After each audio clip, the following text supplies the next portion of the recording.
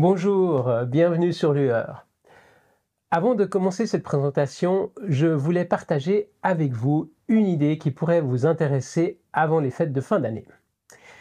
Il se trouve que ma collègue Léa, qui s'occupe de tout ce qui n'est pas visible sur cette chaîne, et nous savons tous que l'essentiel est ce qui est invisible, c'est elle qui fait énormément de montage, qui s'occupe des réseaux sociaux et qui fait en sorte que tout ait l'air de rouler sans problème.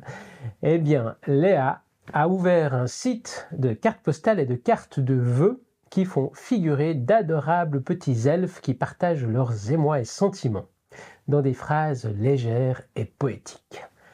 Léa est une artiste et vous pourrez découvrir sur son site non seulement ses cartes de vœux, mais aussi ses œuvres plus sérieuses, entre guillemets, qui se vendent en galerie. Alors, si vous voulez donner un petit coup de pouce à celle qui vous permet d'avoir du contenu tous les dimanches, faites un tour sur son site, le lien est dans la description.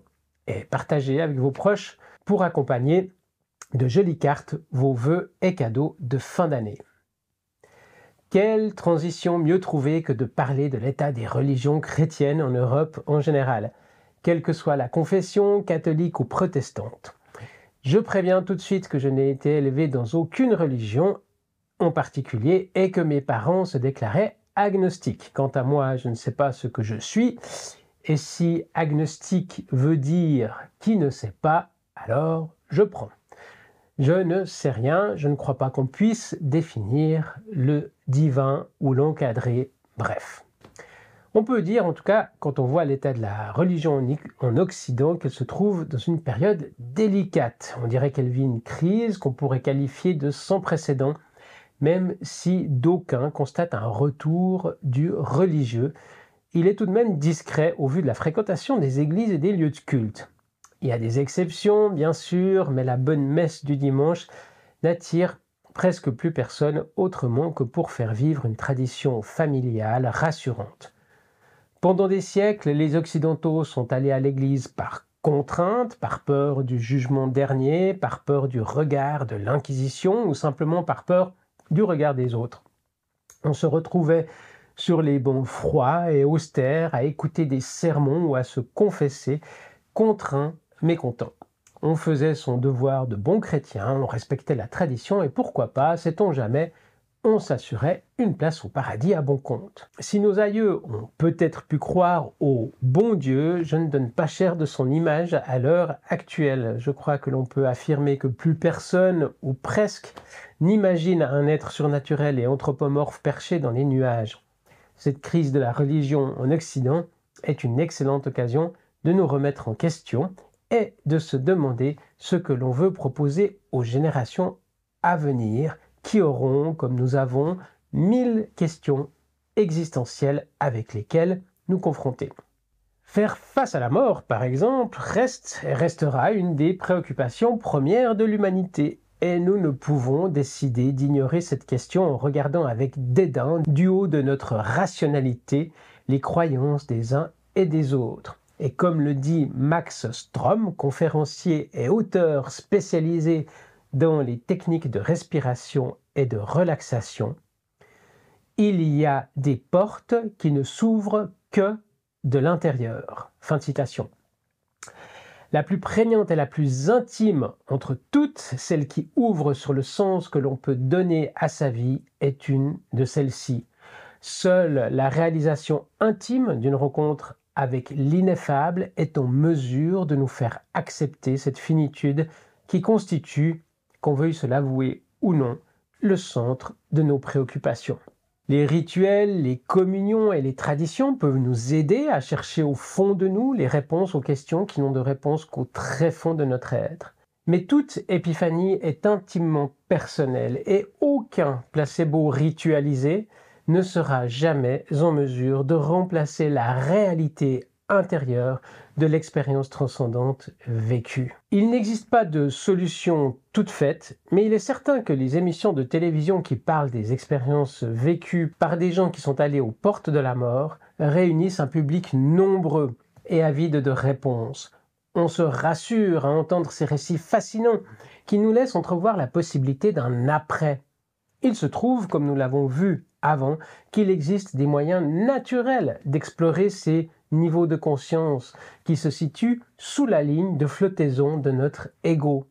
Il se trouve également de nombreux scientifiques qui en appellent à un nouvel Éleusis, un rite guidé et encadré par des méthodes modernes et sécures pour permettre à tout un chacun de découvrir son soi dans la sécurité et avec l'accompagnement de personnes formées.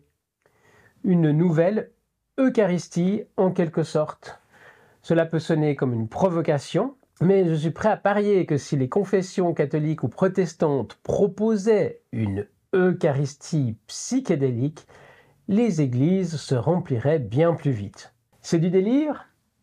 Pourtant, la très officielle Harvard Divinity School, fondée en 1816, qui forme des étudiants en sciences des religions, ou à la pratique d'un ministère public à Cambridge dans le Massachusetts, a lancé une série de discussions avec un panel de spécialistes de différents horizons, religieux ou non religieux, sur le thème, ouvrez les guillemets, les psychédéliques et le futur des religions.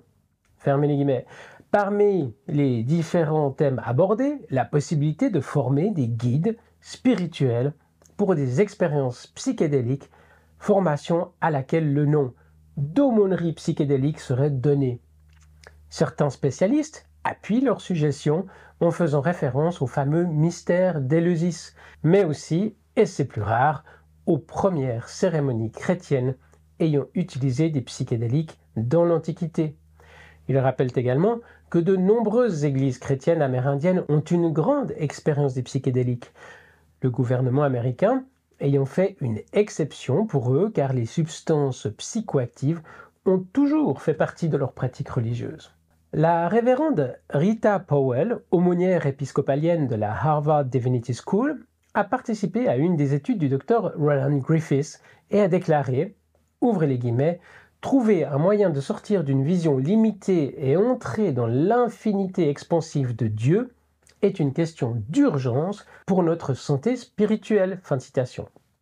Elle ajoute plus loin qu'avant même de considérer les psychédéliques, je pense que l'Église est appelée à réinvestir dans le transcendant. Fin de citation à nouveau.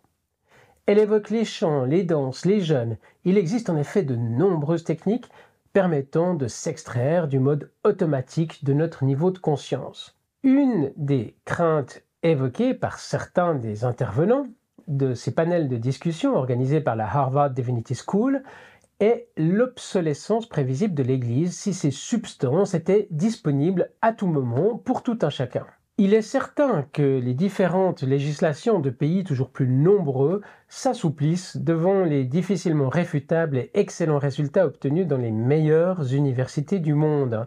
Expériences spirituelles hautement significatives, changement d'attitude positif et durable face à la peur de la mort, désintoxication, la liste est longue. Justement, l'occasion est là pour les églises de toute obédience de se ressaisir, de former et d'offrir un appui spirituel aux personnes qui le cherchent ou qui pourraient en avoir besoin, selon leurs croyances et leur confession. L'expérience religieuse suite à la prise de psilocybine a aussi été évaluée en comparaison avec des expériences religieuses sans prise de psychédéliques. L'étude publiée en avril 2019 réunissant les témoignages de plus de 4000 personnes souligne la proximité des réponses entre les deux groupes, avec et sans psychédéliques, ayant fait une rencontre avec le divin, une entité divine ou un émissaire du divin, ange ou autre représentation d'ordre surnaturel. Une très large majorité des deux groupes a jugé faire une rencontre avec une entité douée de compassion, intelligente et sacrée et de nature éternelle, parmi quelques-uns des attributs les plus récurrents. Plus des 2/3 des participants, se considérant comme athéistes avant leur expérience, ne se considéraient plus comme tels après. Une nouvelle étude de la Johns Hopkins School of Medicine et de la NYU, l'Université de New York, s'intéresse à l'effet des psychédéliques sur les leaders religieux. 24 officiants religieux, comme parmi d'autres, un rabbin, un pasteur luthérien et un prêtre épiscopalien, n'ayant jamais eu d'expérience avec des substances psychoactives ont pris une ou plusieurs doses de psychédéliques pour les besoins de cette étude. Ceci pour tenter de mesurer comment une éventuelle rencontre avec le divin sous psychédélique pouvait les aider ou les handicaper dans leur ministère. La prise d'hallucinogènes par ces leaders religieux s'est traduite par une sorte de surprise, de découverte secouante à laquelle ils ne semblaient pas être préparés. Certaines des réactions étaient, ouvrez les guillemets, ça m'a soudainement ouvert et montré que ma vision du monde était petite et limitée, fin de citation. Ou encore, autre citation, je suis devenu plus humble en parlant de Dieu. Dieu est plus grand et plus vaste que tout ce que je peux imaginer. Fin de citation. Certains ont parlé d'un ébranlement de leur système de croyance. Le pasteur Lindbergh, par exemple, dit, ouvrez les guillemets, l'expérience psychédélique a déconstruit beaucoup de choses de mon côté.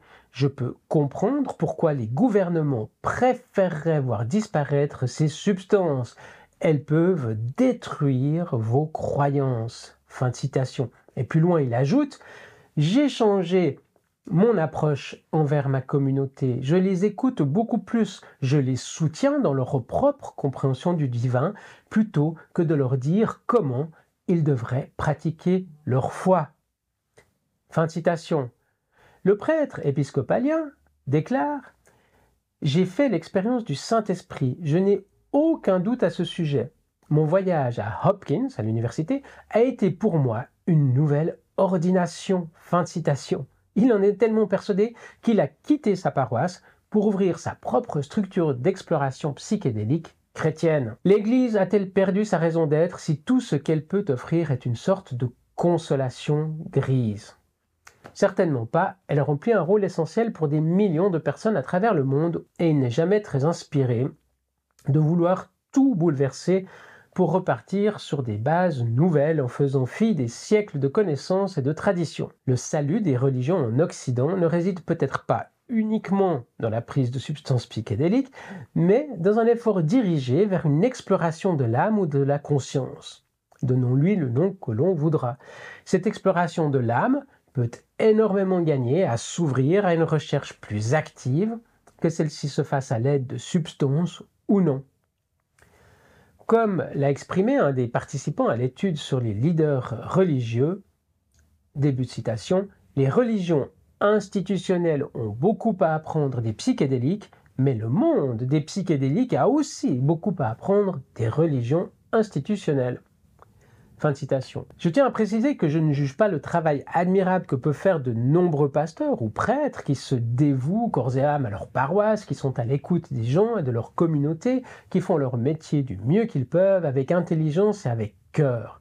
Mais je parle plutôt de l'image du religieux qui ne finit pas de s'empoussiérer et du rôle laissé à ses serviteurs qui s'assimilent parfois plus à celui d'un travailleur social qu'à un guide spirituel. Si un encadrement et un accompagnement sont offerts, s'il existe la possibilité pour chacun de choisir le moyen d'explorer son âme, de se libérer de son ego pendant quelques heures pour faire face au mystère du soi, pour faire une expérience qu'une majorité de personnes rapportent comme une des ou voire même la plus significative de leur vie, c'est déjà une réponse.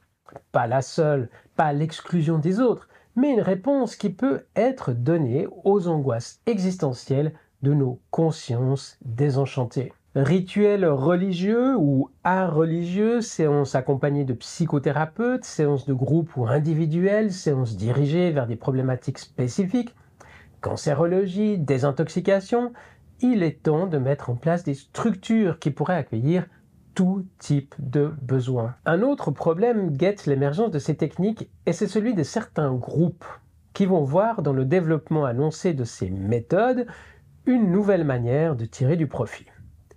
Un certain nombre de médecins suisses et français a récemment signé une tribune mettant en garde contre les éventuels abus des lobbies cherchant à assurer leur place dans le marché qui est sur le point de prendre place. Leurs craintes sont que les patients passent au second plan, derrière les laboratoires pharmaceutiques et les universités qui prendraient le contrôle de ces substances au détriment des populations en souffrance. En effet, Une substance récemment brevetée va entraîner des coûts et chaque dose pourrait alors valoir plusieurs centaines, voire même plusieurs milliers de francs. Les lobbies pourraient vouloir imposer une formule de synthèse qui soit la seule agréée, alors même que la psilocybine, par exemple, se trouve dans la nature. Elle peut facilement être cultivée et ne nécessite aucune préparation chimique pour sa consommation. Ces médecins désirent donc sensibiliser les divers acteurs à la problématique du lobbying dans les développements de la régulation des pratiques psychédéliques. Est-ce que les psychédéliques ouvrent les portes d'une réalité parallèle ou n'offrent-ils que des hallucinations? Cette question réside dans le point de vue philosophique que l'on va prendre. Est-ce que le monde est objectif ou est-ce que le monde est mental? Même si, après tout, les psychotropes n'étaient que des hallucinogènes qui nous feraient décoller de la seule réalité valable, matérielle et tangible qui existe, on peut quand même se demander s'il ne serait pas malheureux de vouloir ignorer ces techniques qui fonctionnent et qui réduisent l'anxiété, les états dépressifs graves et donnent du sens à la vie de celles et ceux qui font, par exemple, face à la mort ou à une période d'anxiété ou de dépression grave. Voilà, merci de m'avoir écouté jusqu'ici. À la prochaine. Ciao.